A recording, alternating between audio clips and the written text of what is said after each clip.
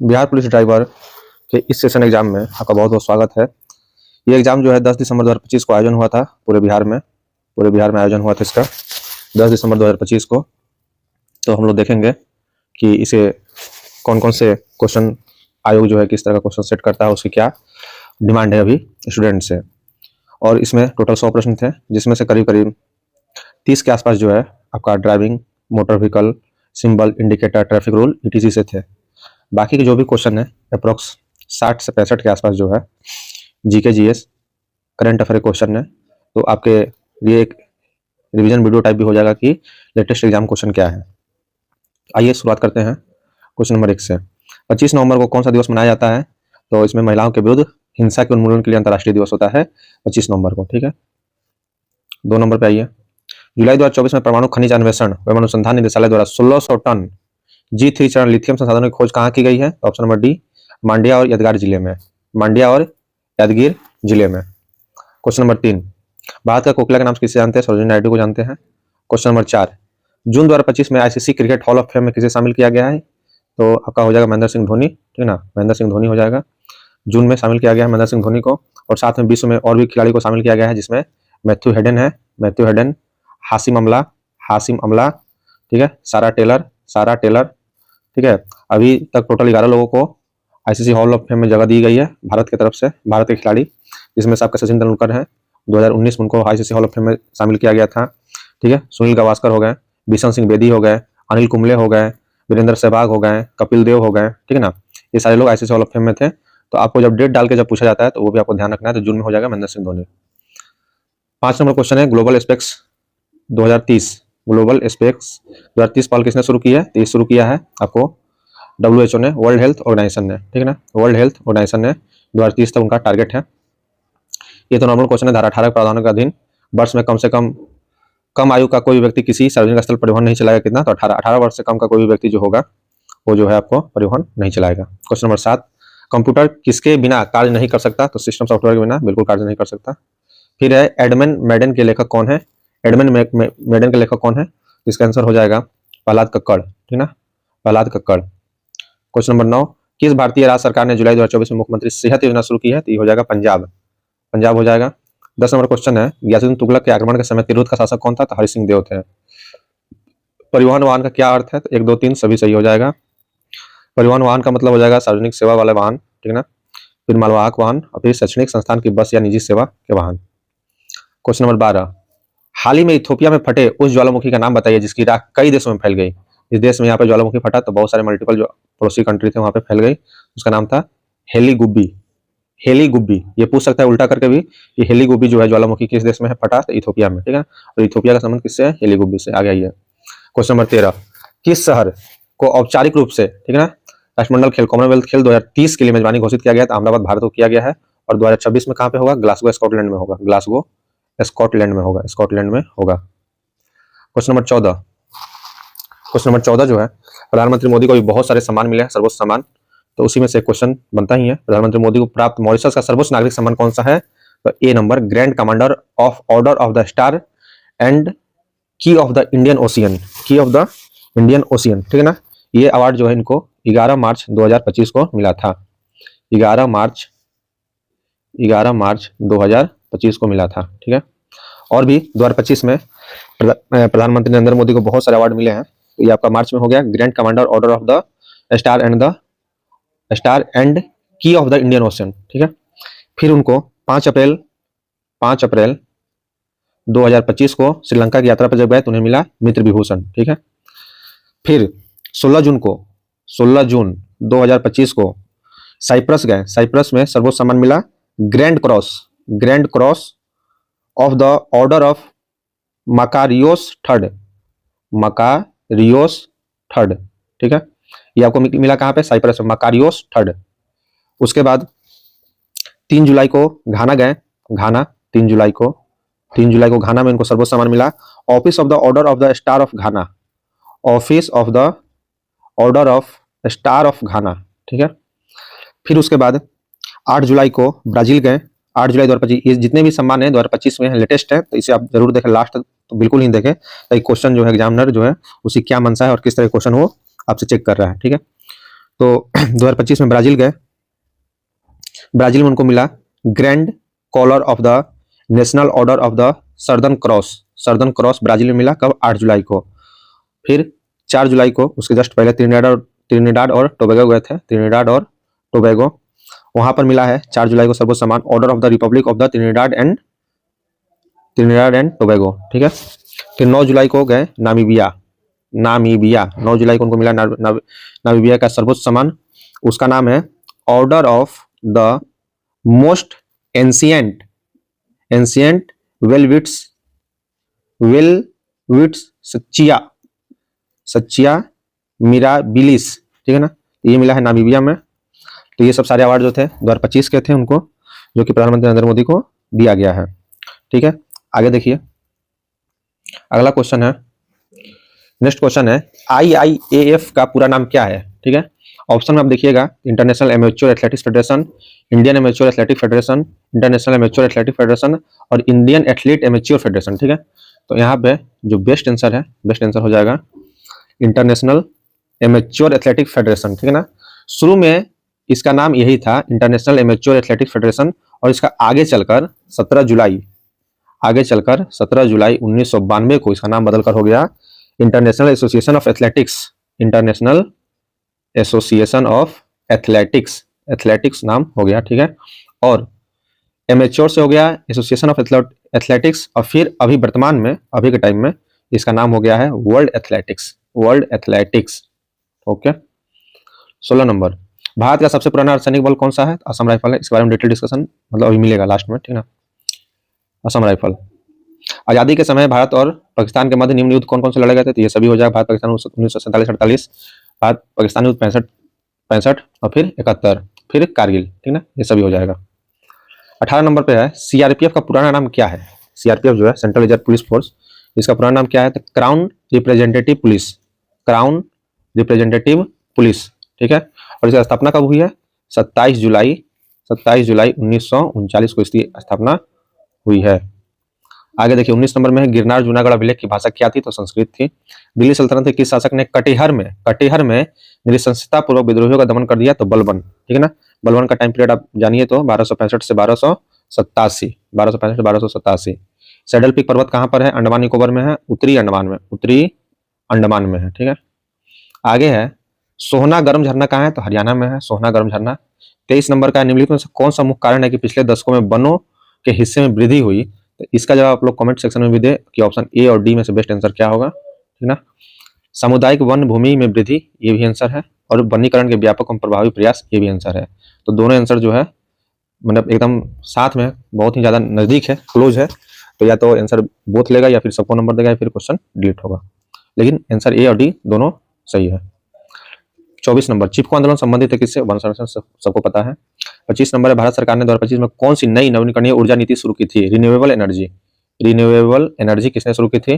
कौन सा है? तो राष्ट्रीय सौर मिशन 2.0।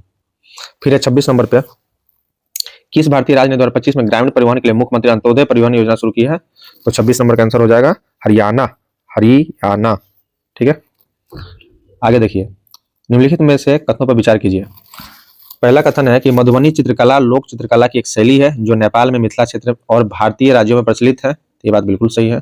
मधुबनी चित्रकला केवल महिला कलाकारों द्वारा, बिल्कुल गलत, महिला प्लस पुरुष दोनों होते हैं, ठीक ना। इसका आंसर हो जाएगा केवल एक ही सही है, क्वेश्चन नंबर 28, विंटर ओलंपिक 2026 कहाँ आयोजित किए गए थे? इटली कौन शहर? मिलान एंड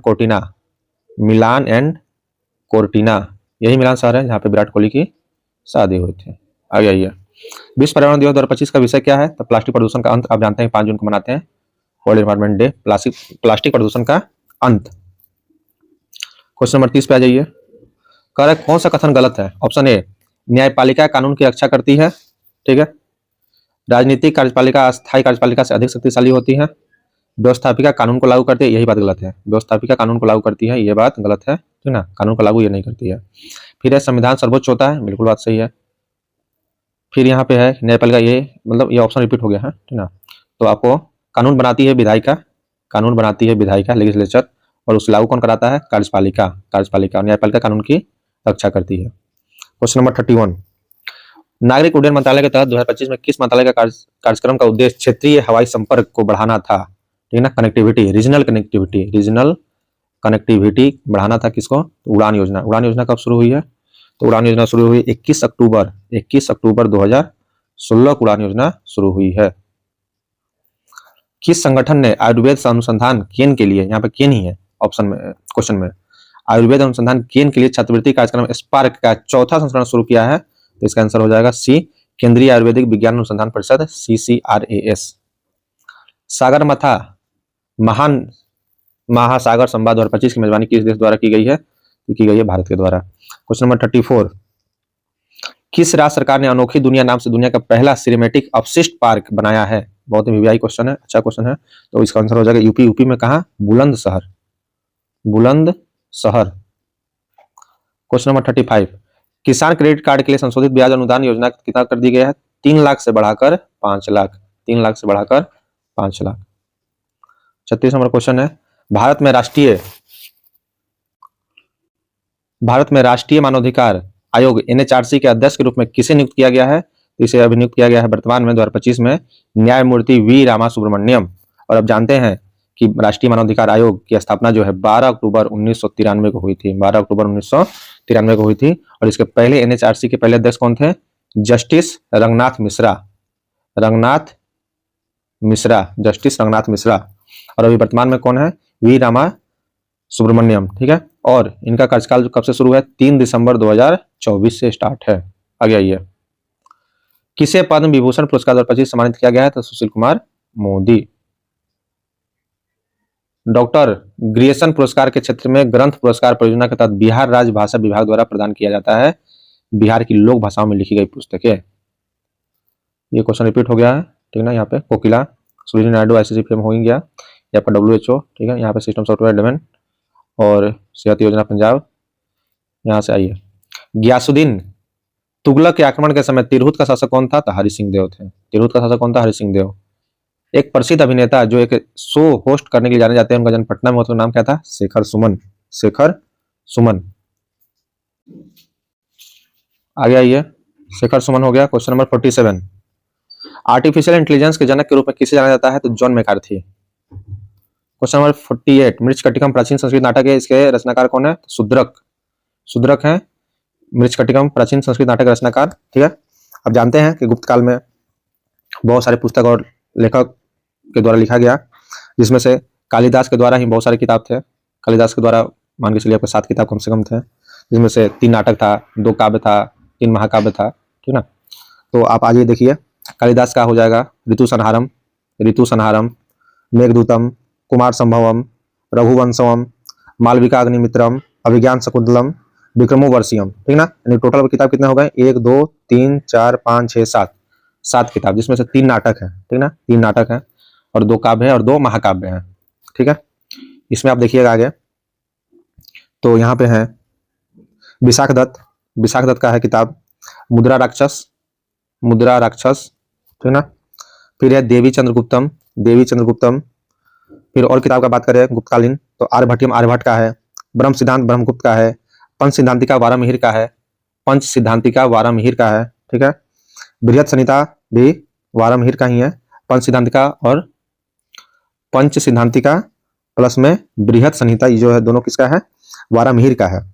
ब्रह्म सिद्धांत हो गया ब्रह्मगुप्त का, आर्यभट्टियम हो गया आर्यभट्ट का, और देवी चंद्रगुप्तम और मुद्रा राक्षस हो गया विशाख दत्त का, ठीक है। नेक्स्ट क्वेश्चन पे आइए, क्वेश्चन नंबर 49, पुरुषों की बाधा दौड़ की मानक दूरी क्या है? तो 110 और 400 मीटर, 100 मीटर है, 100 मीटर और 400 मीटर है। यहाँ पे आइए क्वेश्चन नंबर 50, निम्नलिखित कथनों पर विचार करें। अधिकार किसी व्यक्ति का अपने साथी लोगों, अपने समाज और अपने सरकार से दावा है। फिर है यहाँ पे कि एक दावा तभी अधिकार बनता है जब इसे समाज द्वारा मान्यता मिलती है, बिल्कुल सही है। अधिकारों को कानून द्वारा मान्यता मिलनी चाहिए, ये भी बात सही है। अधिकार असीमित नहीं है, अधिकार जब भी है कोई भी राइट्स, जैसे फंडामेंटल राइट्स है, आपका सीमित है, लिमिटेड है, यानी कि इमरजेंसी आता है तो उस समय आपका फंडामेंटल राइट्स का भी मतलब उसको हटा दिया जाता है आपका, खैर ठीक है 20 और 21 को छोड़कर, लेकिन फिर भी जो है वो अनलिमिटेड अधिकार आपको नहीं मिलता, तो ऑप्शन हो जाएगा 2 3 तीनों सही हो जाएगा, ठीक है। क्वेश्चन नंबर 51, निम्नलिखित में से कौन से बिहार राज्य से संबंधित नहीं है? बिहार से संबंधित नहीं कौन? सरदार वल्लभ भाई पटेल, जाहिर सी बात है, स्टेच्यू ऑफ यूनिटी। आइए यहाँ पे 52, मेरठ की बड़ौत परगना में 1857 क्रांति में नेतृत्व किसने किया था? तो शाहमल ने किया था। यहां पर देखिए क्वेश्चन नंबर 53। क्वेश्चन नंबर 53 पे आ जाइए। कह रहा चाणक्य के अर्थशास्त्र के अनुसार कृषि विभाग का अध्यक्ष कौन था? कृषि विभाग का अध्यक्ष कौन था? यहाँ पे ऑप्शन है, आपको देख लीजिए। सूत्राध्यक्ष, पन्नाध्यक्ष, शुल्काध्यक्ष, शीताध्यक्ष, शीताध्यक्ष। ठीक ना? तो यहाँ पे अध्यक्ष आंसर हो जाएगा शीताध्यक्ष। आप जानते हैं कि चाणक्य का जो है एक सिद्धांत है कौटिल्य का, इन्हीं का नाम है सप्तांग सिद्धांत। सप्तांग सिद्धांत, ठीक है ना? तो सप्तांग सिद्धांत में क्या क्या है? राजा, राजा मतलब सिर, ठीक है। अमात्य, अमात्य मतलब आंख। जनपद, जनपद मतलब जंघा। दुर्ग, दुर्ग मतलब बाह। कोष, कोष मतलब मुख। दंड, बल या सेना, तीनों ऑप्शन मिलेगा आपको। दंड, बल या फिर सेना। ये क्या था? मस्तिष्क था। ध्यान रखना, ये मस्तिष्क है, दंड, बल, सेना। और राजा क्या है? सर है, सिर, सिर है। और मित्र हो गया क्या? कान। मित्र क्या हो गया? कान। ये क्रम इसी तरह है, 1 2 3 4 5 6 7 पीवाईक्यू में आया हुआ है कि सबसे लास्ट में कौन सा क्रम में है? तो मित्र है, ठीक है। और यहाँ पे जब अध्यक्ष की बात हो रहा है तो देख लीजिए, एक है आपका पर्णाध्यक्ष। पर्णाध्यक्ष वाणिज्य का अध्यक्ष होता है। पर्णाध्यक्ष मतलब वस्तु, वाणिज्य का अध्यक्ष। फिर है पौताध्यक्ष। पौताध्यक्ष, पौताध्यक्ष मतलब माप तौल, माप तौल का अध्यक्ष। फिर है सुनाध्यक्ष, ठीक है ना? सुनाध्यक्ष, सुनाध्यक्ष का मतलब हो गया बूचड़ खाने, बूचड़ खाने का अध्यक्ष। फिर है सुरा, सुराध्यक्ष। सुराध्यक्ष का मतलब है शराब एवं मदिरा, शराब एवं मदिरा। फिर है सूत्राध्यक्ष। सूत्राध्यक्ष, सूत्राध्यक्ष है कताई बुनाई विभाग, कताई बुनाई विभाग। फिर है लोहाध्यक्ष, लोहाध्यक्ष धातु विभाग। फिर है लक्षणाध्यक्ष, टकसाल, लक्षणाध्यक्ष मतलब टकसाल। फिर है आपको मुद्राध्यक्ष यानी कि पासपोर्ट विभाग, मुद्रा मतलब पासपोर्ट विभाग, ठीक ना? फिर है नवा, नाव मतलब जहाजरानी विभाग, ठीक है। फिर है अक्षपटलाध्यक्ष। अक्ष, ये बहुत बार क्वेश्चन आ चुका है। अक्षपटलाध्यक्ष, अक्षपटलाध्यक्ष मतलब महालेखागार, महालेखागार। फिर है पत्तनाध्यक्ष, बंदरों का अध्यक्ष, बंदरगाहों का अध्यक्ष। शुल्काध्यक्ष मतलब हो गया चुंगी। देवताध्यक्ष मतलब हो गया धार्मिक संस्थानों का अध्यक्ष। नेक्स्ट क्वेश्चन है, मगध की राजधानी राजगिरी से स्थानांतरित की गई कहां? पाटलिपुत्रा, ठीक है। राजगिरी से पाटलिपुत्र राजधानी का स्थानांतरण मुख्य रूप से किसने किया? उद्दीन के शासनकाल में हुआ। क्वेश्चन नंबर 55, भारत के प्रत्येक नागरिक का कर्तव्य होगा कि वो प्राकृतिक पर्यावरण का संरक्षण करे और सुधार करे। संविधान किस अनुच्छेद में अंतर्निहित है? तो 48 का 1। किस रेलवे स्टेशन का नाम बदलकर महाराष्ट्र में लोक माता देवी अहिल्याबाई होलकर के सम्मान में अहिल्यानगर कर दिया गया? Ahmednagar railway station. आगे क्वेश्चन, हथियारों और मादक पदार्थों को तस्करी पर अंकुश लगाने के लिए किस राज्य सरकार ने बाज अख ड्रोन रोधी प्रणाली शुरुआत की है? तो पंजाब। अगला क्वेश्चन है, कुनो राष्ट्रीय उद्यान जो अक्टूबर 2022 में पुनः खुला गया, भारत का प्रथम चीता सफारी किस राज्य में स्थित है? तो मध्य प्रदेश हो जाएगा। आगे क्वेश्चन है 59, मुख्य चुनाव की नियुक्ति कौन करता है? तो जाहिर सी बात है राष्ट्रपति। आपको आर्टिकल पता है 324। यहाँ पे डेट देखिए, डेट इंपॉर्टेंट है। सितंबर 2023 में भारत के खान सचिव कौन पदभार ग्रहण किया? पीयूष गोयल, ठीक है ना? ये आईएएस पीयूष गोयल है, ठीक है ना? ये हमारे मंत्री वाले नहीं है। फिर निम्नलिखित में से कौन सा कथन समाज विभाजनों की राजनीति से प्रभावित करने वाले कारकों के संबंध में सत्य है? यदि लोग स्वयं को एकात्मक और विशिष्ट रूप में देखते हैं तो इसे समायोजित करना बहुत सरल हो जाता है। उन लोगों को समायोजित करना सरल है जो संवैधानिक ढांचे के भीतर है और किसी अन्य समुदाय की कीमत पर न हो। आगे है, यह इस पर निर्भर करता है कि सरकार विभिन्न समूहों की मांगों पर कैसी प्रतिक्रिया देती है, ठीक है ना? इसका आंसर हो जाएगा तीनों, 1 2 3 तीनों सही है। भारत में पंचायती प्रणाली की त्रिस्तरीय संरचना, त्रिस्तरीय संरचना क्या है? तो यहाँ पे है ग्राम पंचायत सही है, तालुका नहीं होगा, यहाँ पे तालुका नहीं होगा, जिला पंचायत सही है। यहाँ पे हो जाएगा पंचायत समिति, पंचायत समिति, ठीक है। आप देखिए ध्यान से, ये आपका ट्रेंगल है। क्या होता है कि जब भी डिसेंट्रलाइजेशन होता है पावर का, यानी कि सेंट्रल कुछ पावर दिया स्टेट को, फिर स्टेट कुछ पावर दिया डिस्ट्रिक्ट, आपका क्या नाम है कि यहाँ पे पंचायत को, तो उस लेयर में कैसे बढ़ता है? तो हमारा जो पंचायती सिस्टम है 3 लेयर पे है, ठीक ना? एक है आपका विलेज लेवल, ठीक है ना? विलेज लेवल पे क्या बोलते हैं? ग्राम पंचायत, ग्राम पंचायत। फिर है आपका डिस्ट्रिक्ट लेवल बोलते हैं पंचायत समिति, पंचायत समिति। फिर है आपका, सॉरी यहाँ पे डिस्ट्रिक्ट लेवल नहीं हो जाएगा, यहाँ पे हो जाएगा ब्लॉक लेवल, ब्लॉक। फिर यहाँ पे डिस्ट्रिक्ट लेवल। एक बार फिर से क्लियर कर देते हैं, आपका ये ट्रेंगल है। यहाँ पे विलेज लेवल सबसे हो गया गांव का लेवल, उससे बोलते हैं ग्राम पंचायत, ग्राम पंचायत। फिर है आपका ब्लॉक लेवल जिसे बोलते हैं पंचायत समिति, पंचायत समिति। फिर है डिस्ट्रिक्ट लेवल जिसे बोलते हैं जिला परिषद, जिला परिषद। ओके, आगे आइए। पूर्वी पठार का कौन सा भाग, ध्यान दीजिए क्वेश्चन बहुत अच्छा है ज्योग्राफी का, स्थानीय रूप से बुंदेलखंड और बघेलखंड के नाम से जाना जाता है, ठीक है ना। तो इसका आंसर हो जाएगा क्या, सेंट्रल हाईलैंड, सेंट्रल हाईलैंड, मध्यवर्ती उच्च भूमि। यहाँ पे ऑप्शन देखिएगा तो काफी कंफ्यूज वाला ऑप्शन था, ठीक है। तो फाइनली ये आंसर ही है सेंट्रल हाईलैंड, यानी कि मध्यवर्ती उच्च भूमि जो है उसे हम क्या बोलते हैं, पूर्वी पठार का कौन सा भाग स्थानीय रूप से बुंदेलखंड और बघेलखंड के नाम से जाना जाता है, तो मध्यवर्ती उच्च भूमि central highland. Question number next, 2011 के अनुसार भारत की सबसे जो है कम जनसंख्या कहाँ की है, सिक्किम के फरक्का परियोजना कहाँ पे है, पश्चिम बंगाल में है। तो द एज ऑफ टाइम्स किस व्यक्तित्व की जीवनी है, सुनीता विलियम्स की। इनके पति जो है Jean Pierre Harrison, Jean Pierre Harrison ने लिखा है उनकी जीवनी। फिर यहाँ पे आपका दिया था राजधानी मिलाने के लिए, आंध्र प्रदेश की राजधानी अमरावती, असम का दिसपुर, अरुणाचल प्रदेश का ईटानगर, नागालैंड का कोहिमा, मिजोरम का आइजोल, मणिपुर का इम्फाल, ठीक है। पुरुषों की एथलेटिक्स में शॉटपुट का मानक वजन क्या होता है, 7.26 किलोग्राम या फिर 16 पाउंड, ठीक है। IGMDP के तहत किस मिसाइल को इंटरमीडिएट रेंज बैलिस्टिक मिसाइल के रूप में विकसित किया गया है, अग्नि को। भारत का सबसे पुराना रासायनिक बल, ये क्वेश्चन रिपीट था, उसमें बोले थे कि आपको लास्ट में इसका डिटेल दे देंगे। ये हो जाएगा राइफल की स्थापना 1835 में, यानी सबसे पुराना है, सबसे पुराना 1835। आप जानते हैं कि सीआरपीएफ जो है कब बना, 1939 में बना, ये कब बना, 1835 में ही बन गया था, ठीक है। राइफल्स की स्थापना 1835 में कच्छार लेवी के रूप में हुई, जो भारत का सबसे पुराना रासायनिक बल है, पैरामिलिट्री फोर्स, जो कि होम मिनिस्ट्री के तहत आता है। ध्यान दीजिए, पैरामिलिट्री फोर्स किसके तहत आता है, होम मिनिस्ट्री के तहत, न कि डिफेंस मंत्रालय, रक्षा मंत्रालय, जिसका मुख्य उद्देश्य क्या है, ब्रिटिश चाय बागानों और बस्तियों को आदिवासी हमलों से बचाना, और यह बल आज भी पूर्वोत्तर भारत की सुरक्षा में महत्वपूर्ण भूमिका निभाता है। इसका स्थापना कब हुई, 1835 में। देख लीजिए इसका मूल नाम क्या था, पूछ देगा मूल नाम क्या था, ओरिजिन नेम कच्छार लेवी। उद्देश्य क्या है, शुरुआत में चाय बागानों की रक्षा और बाद में पूर्वोत्तर में उग्रवाद रोधी अभियानों की सीमा सुरक्षा बल। वर्तमान स्थिति क्या है, भारत का सबसे पुराना रासायनिक बल गृह मंत्रालय के अधीन है। अतिरिक्त जानकारी में थोड़ा सा देख लीजिए। असम राइफल का स्थापना 24 मार्च को मनाया था, इसके गठन का प्रतीक है, जो इसके गठन पर 1917 में से असम राइफल नाम दिया गया। तो ये रहा आपका बिहार पुलिस ड्राइवर, ठीक है ना, का एग्जाम, जो कि 10 दिसंबर 2025 को आयोजित हुआ था पूरे बिहार में। उससे कुछ प्रश्न लगभग 60 के आसपास मान के चलिए जो प्रश्न है, जीके जीएस और करंट के थे। बाकी 35 से 40 क्वेश्चन जो थे driving test, traffic rule, signal law, motor vehicle, या फिर समझदारी पर आधारित थे कि भाई आप जो पहाड़ पे चलेंगे तो वहाँ पे क्या आपकी सावधानी होगी, टर्निंग पॉइंट देखना है, आपको सिग्नल देखना है, या फिर आपको इंडिकेटर देखना है। फिर प्लस प्लेट के बारे में क्वेश्चन था।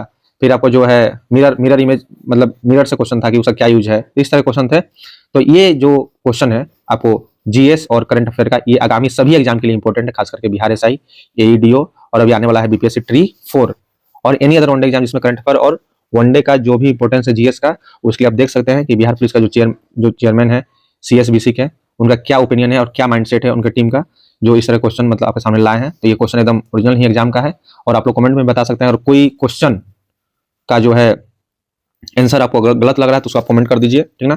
और कोई क्वेश्चन आंसर जो कि इसमें शामिल ना हुआ हो जीके जीएस करंट का, उसको आप वहां पे कमेंट कर दीजिए। और कोई एक्स्ट्रा क्वेश्चन जो मतलब अलग से आ गया हो कि भाई ये क्वेश्चन एग्जाम में नहीं आया था, उसको भी आप कमेंट कर दीजिए। और इसी के साथ अगर वीडियो अच्छा लगे तो प्यार दीजिए और देखते रहें जीएस स्पिरिट। मिलते हैं अगले वीडियो में अगले सेशन के साथ। Thank you for watching.